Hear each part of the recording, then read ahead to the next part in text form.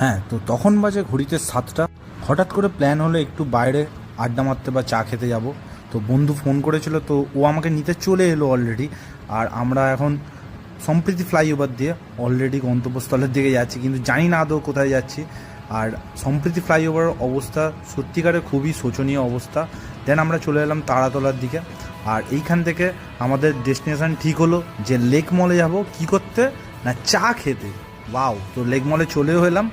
এসে তারপরে হচ্ছে নীলু নিজের বাইক ওখানে গ্যারেজ করতে করতে একটু কেস দিয়ে তারপরে বাইক আমরা যা হোকভাবে পার্ক করে দেন আমরা ঢুকলাম লেক মলে। অনেক দিন পর যেহেতু আসছি মলে, তো আমার একটু কেনাকাটি করতেও ইচ্ছা হচ্ছিলো। দেন আমরা ভাবলাম একটু জুডিও যাই। দেন জুডিওতে এলাম, এখানে চোখে পড়লো বলে।